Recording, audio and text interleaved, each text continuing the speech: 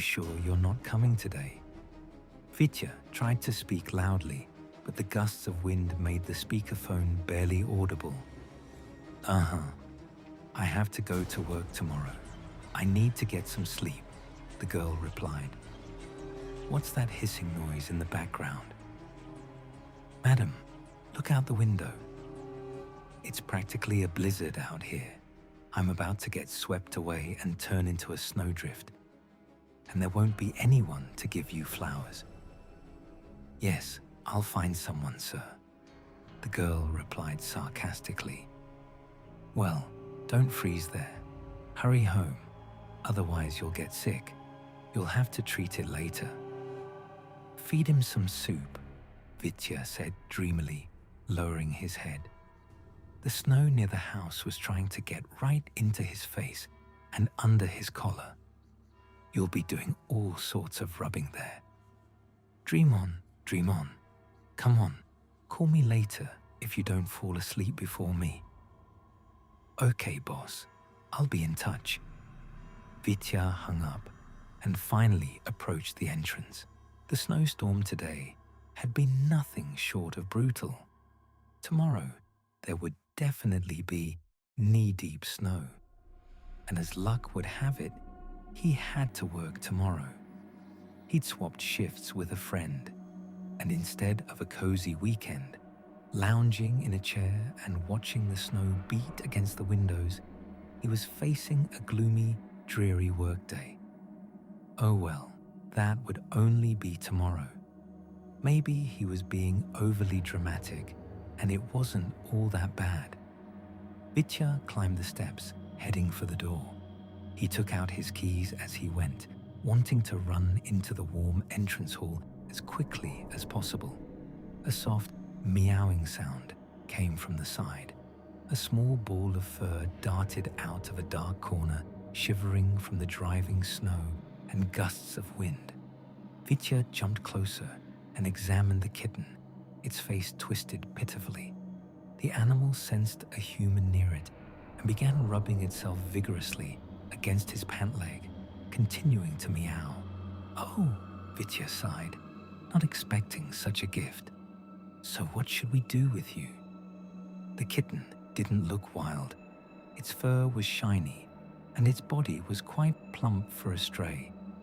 It was quite possible it had jumped out the window. Something similar had happened to Vitya's girlfriend before. Her cat, taking advantage of its owner's absence, ran out onto the balcony, jumped onto the windowsill, and then, obeying some obscure feline instinct, tumbled out, maybe hunting pigeons, maybe it was spring.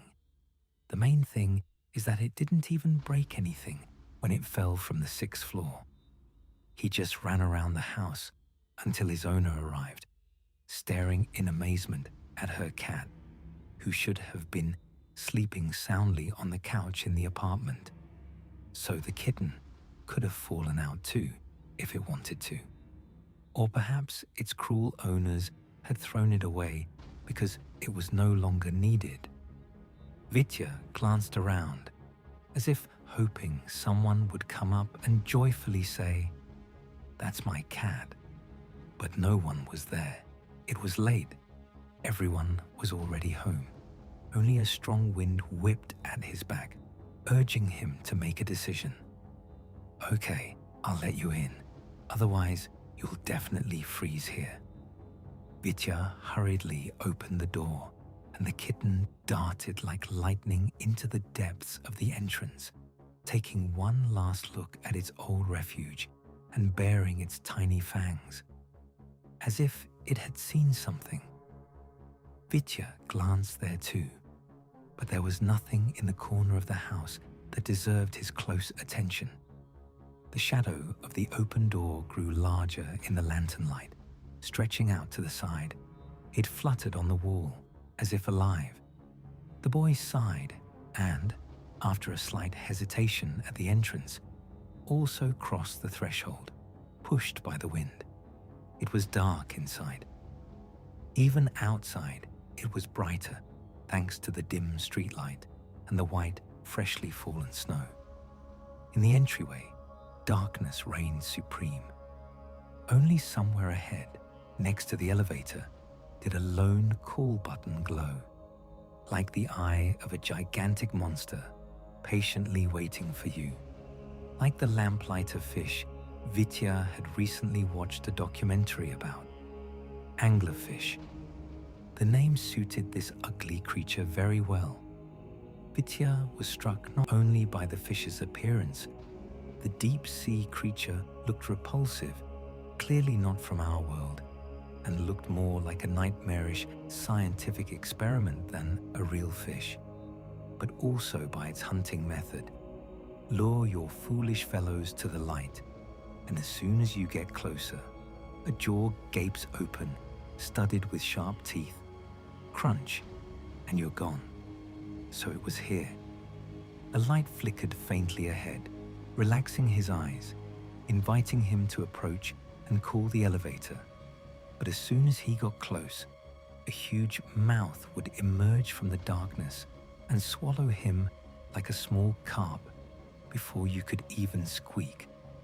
Vitya winced at his fearful thoughts and began to feel around with his hand along the cool wall. A rustling sound was heard very close by, and he froze, his whole body immediately tensing.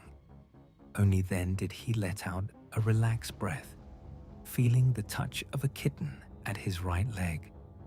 What if it wasn't a kitten? You can't see anything right now.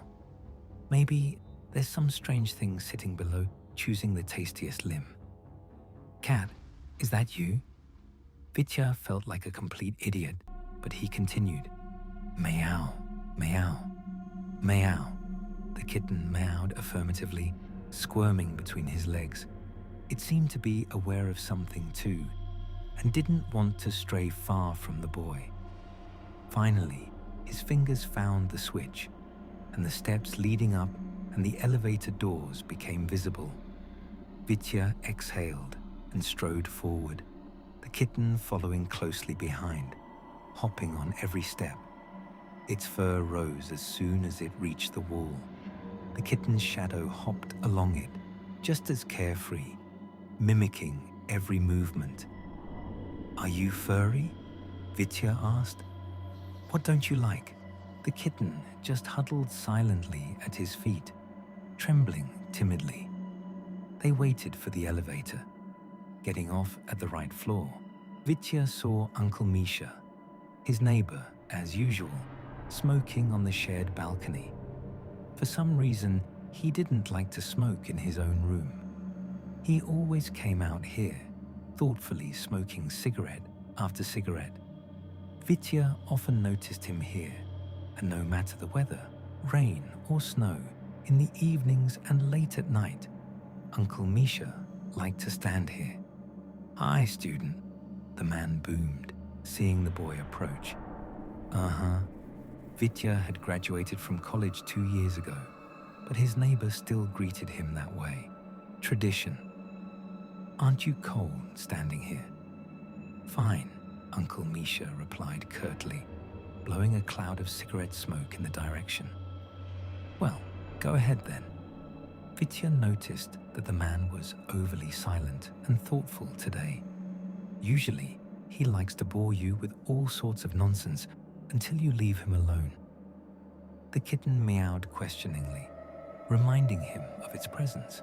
Wow. Uncle Misha looked at the small ball of fur. Have you decided to get a pet after all?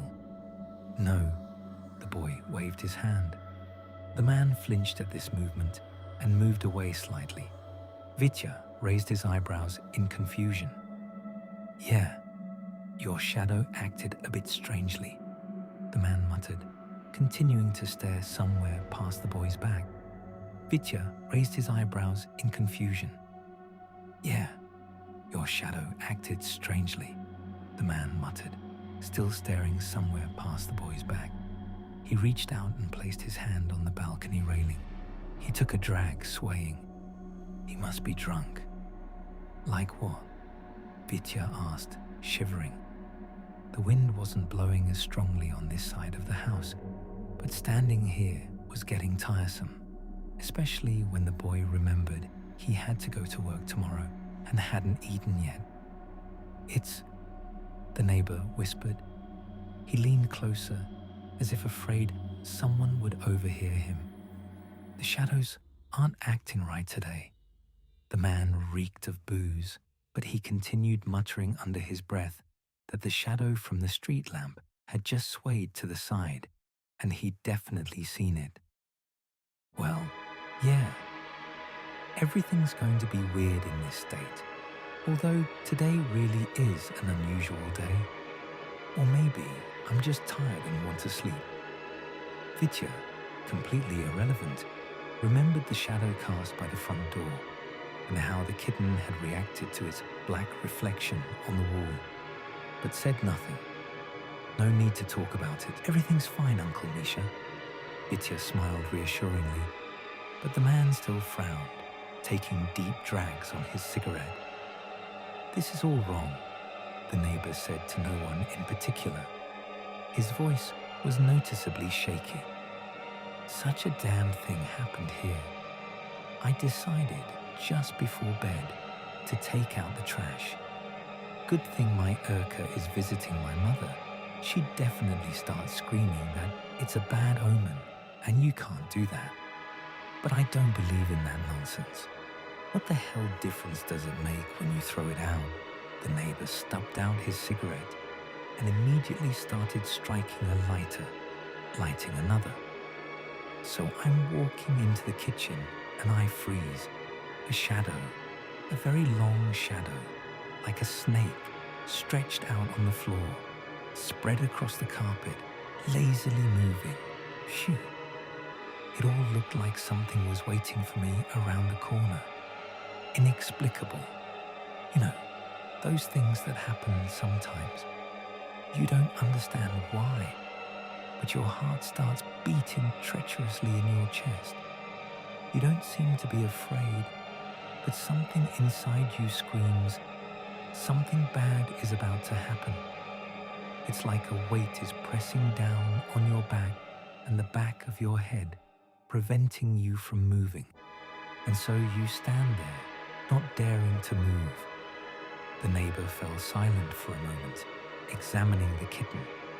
It had calmed down, or maybe it was frozen, and stood quietly, pressed against Vitya's leg. "I had a similar feeling half an hour ago. I'm at home. The lamp is brightly shining behind me. A TV series is playing in the background. The atmosphere is clearly not scary. And I stood rooted to the spot in the hallway, staring at that damned shadow, imagining what kind of creature was lurking around the corner. A grown man. And for a moment, I felt like a child. I really did feel uneasy there. But I took a step forward, and the whole illusion disappeared. All the horror disappeared as soon as I turned on the light in the kitchen." The man chuckled humorlessly, crouched down, calling the kitten. It turned out the garbage bag had tilted slightly to the side, creating this scary shadow. But understand, Vit, the shadow was too long. It was really noticeable. And it was moving. Don't look at me like that. I know I've been drinking, but not so much as to completely blur my vision. You can't fool your eyes. Maybe it's a trick of the light and shadow. Sometimes even worse effects occur, Vitya suggested. The man merely shook his head, looking up at him. The kitten cautiously approached, sniffing his fingers. "I've never experienced such effects before. Besides, when I turned on the light, the shadow shifted to the other side, overlapped the wall, and started to stretch out like a damn tentacle. I looked up, and there, from the lamp, the shadow was expanding, spreading across the ceiling like a black spot. And the sound on the TV was getting quieter and quieter with every second, as if someone in the room was deliberately turning down the volume. Though maybe that was the deafening bang in my chest. That's how people go crazy. Now, it all seems funny and unreal, but back then, I still can't understand how it happened, or whether it even happened. I don't even remember how I ran out of the apartment. I forgot all about the trash. Vitya, after everything Uncle Misha said, looked closely at the man's shadow. The story hadn't made the desired impression on him, but his eyes kept stopping on the moving spot behind him. The shadow behaved normally. It mimicked its neighbor's every movement and made no attempt to run off to the side or pounce from behind. Drinking never leads to anything good. The main thing is that he doesn't ask to spend the night with me, Vitya thought. They seem alive. Uncle Misha shook his head. He gently patted the kitten behind the ears. What are you going to do with the animal?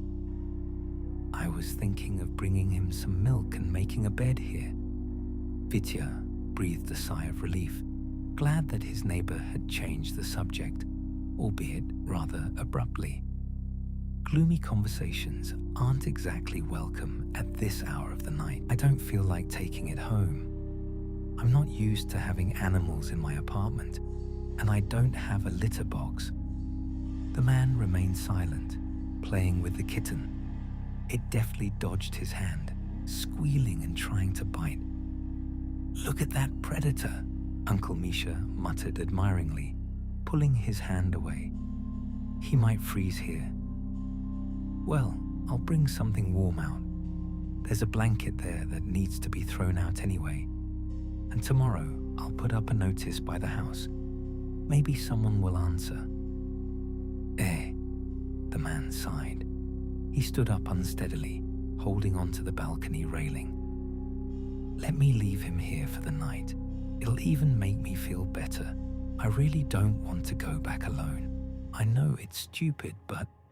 He fell silent. "Really?" asked Vitya. After the neighbor's strange story, he didn't want to give the kitten away.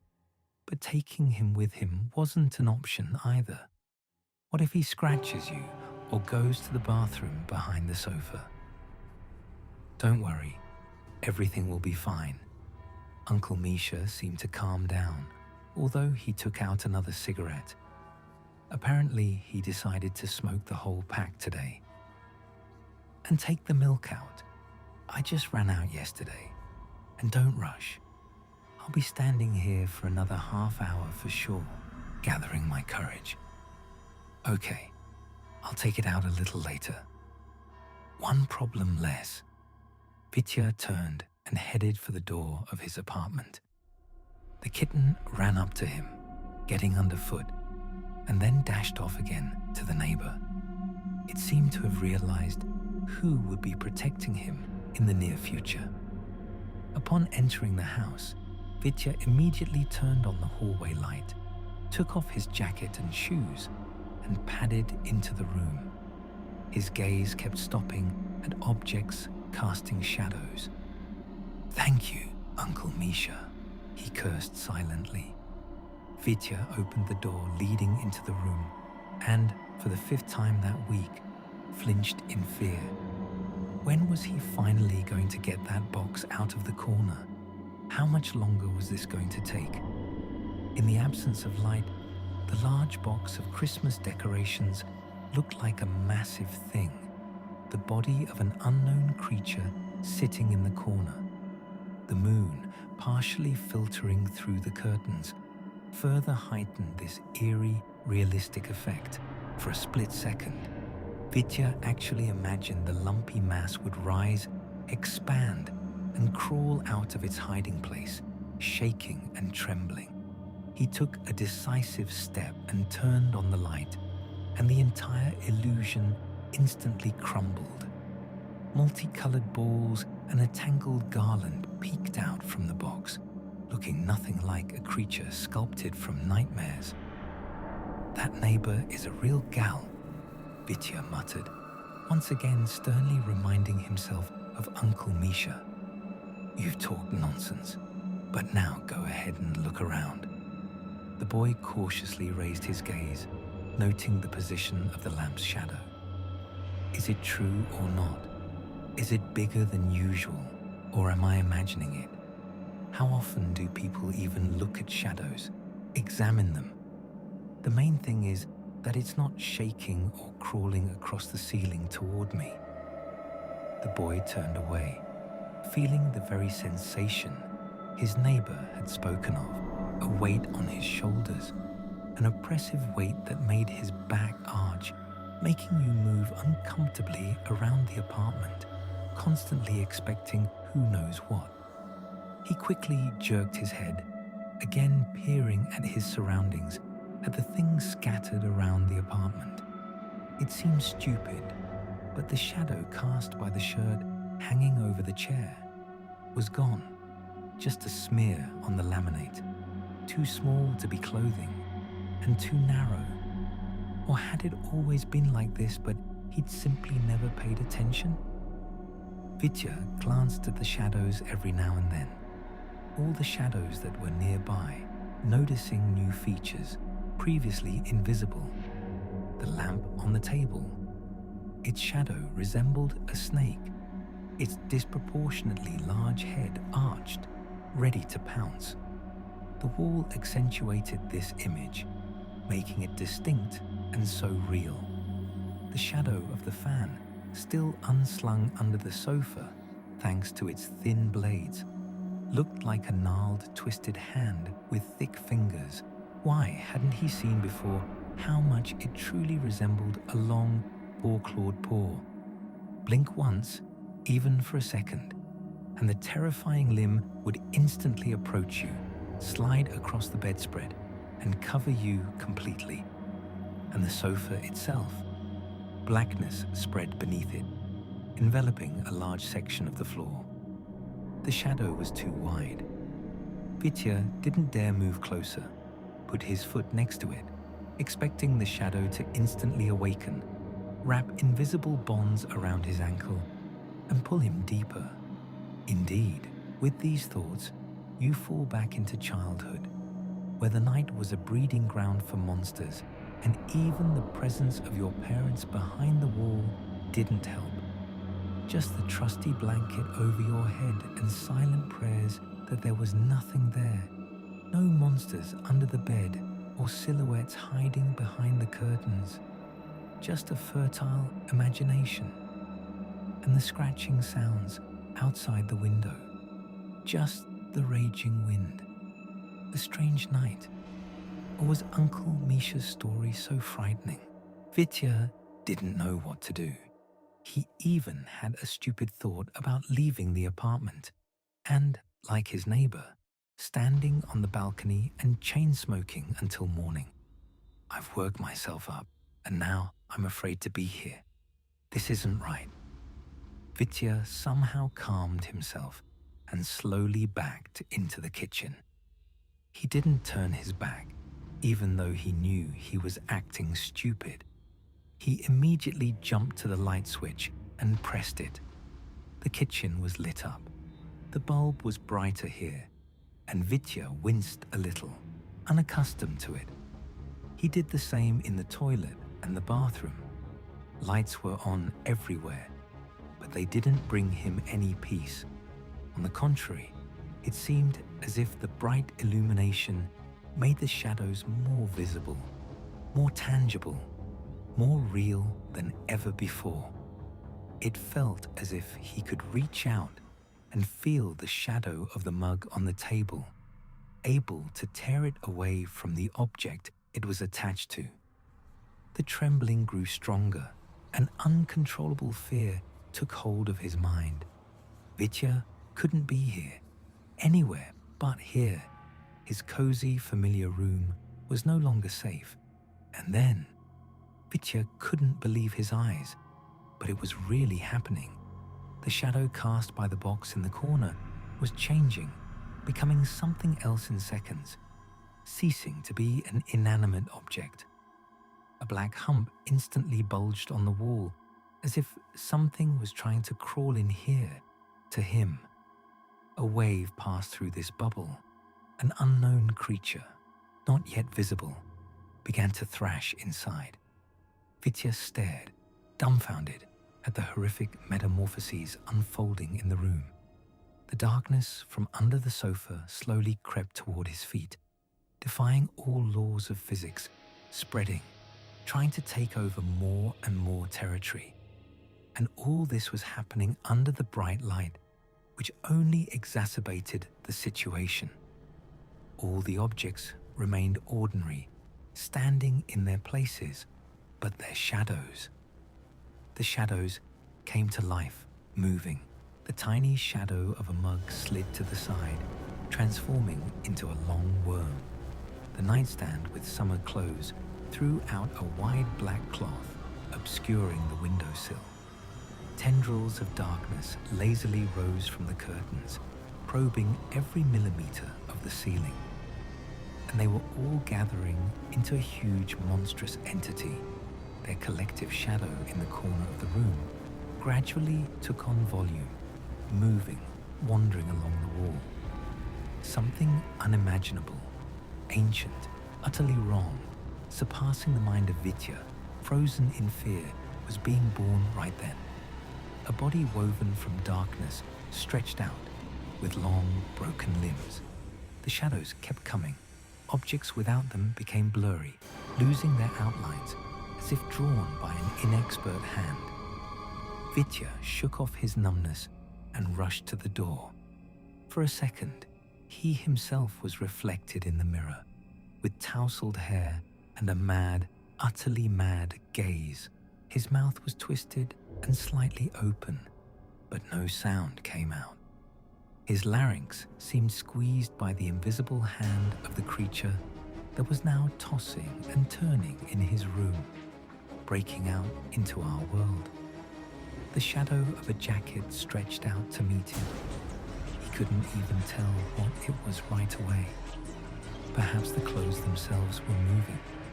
The mirror shook, miraculously clinging to the wall, as if trying to push out yet another hideous creature.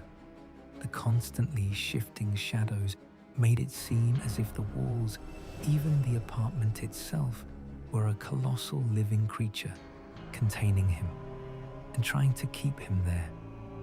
Moans came from the room, nightmarish sounds shaking the floor. They were inhuman, like the howls of an angry, wounded animal. Those roars made him want to cover his ears, pierce his eardrums, anything but hear them again. The darkness, with effort, was being pulled outward. The lamp snapped, shards clanged across the floor, and the room was plunged into darkness. The kitchen followed, vanishing into the darkness. Vitya didn't wait for the same thing to happen here. He screamed wildly, his voice hoarse and hoarse, hoping someone would hear him. Stumbling, he ran out of the apartment, losing one slipper in his flight. His eyes scanned the common hallway, the path to the elevator. Lights were on everywhere, but they were useless now. His heart was pounding so hard it hurt his temples. A low, unpleasant buzzing sound rang in his ears, as if they were clogged. Vitya screamed again, to no avail. And then the walls began to howl. In response to his cries, voices echoed from all directions, pleading for help, crying out for salvation. Only then did Vitya realize it wasn't the walls screaming, but what was beyond them. People relaxing in their apartments, to which uninvited guests had also arrived. Screams easily penetrated the bricks and doors, persistently drilling into their ears. People tried to save themselves, to run out, to do anything. Blows, loud stomping of feet, muffled screams and curses. And then instant silence fell. Only in one apartment did a small child continue to cry, begging his mother to get up from the floor. Vitya rushed to the elevators, glancing back one last time. Shadows slowly crawled out of the apartments, right through the tiniest cracks, rising, becoming black silhouettes, merging with one another, forming completely alien, disproportionate combinations of limbs. The door crashed down in the hallway, unable to withstand the onslaught of shadows gathered in his room. A huge something tumbled out after him. It looked. Vitya barely had time to turn away, feeling in his back that if he looked at the creature born in his house again, he would simply go mad.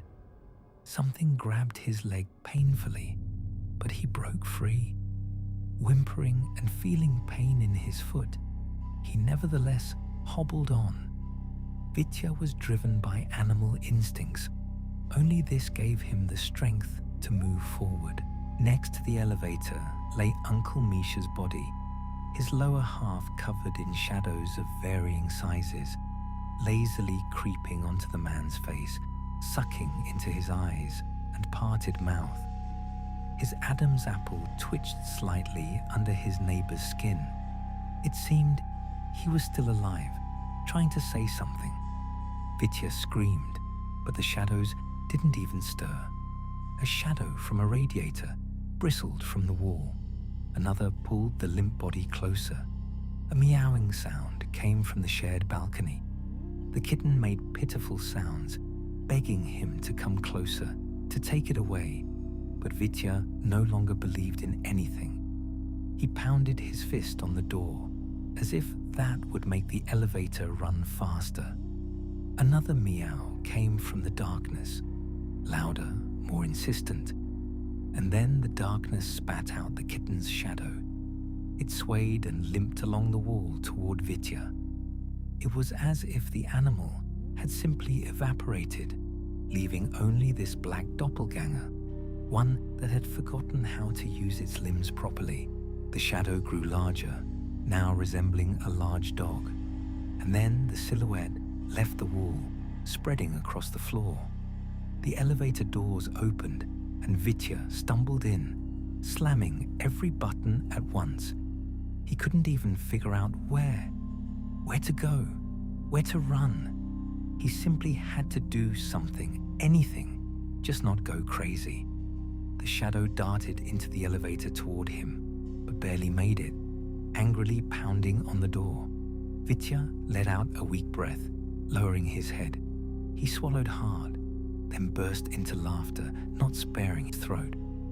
It was all in vain. He belatedly realized that during all this horror, he'd forgotten one thing, one very important thing, which only now occurred to him, seared his barely coherent brain one last time. He'd forgotten that he too had a shadow, and he hadn't noticed it in a long time.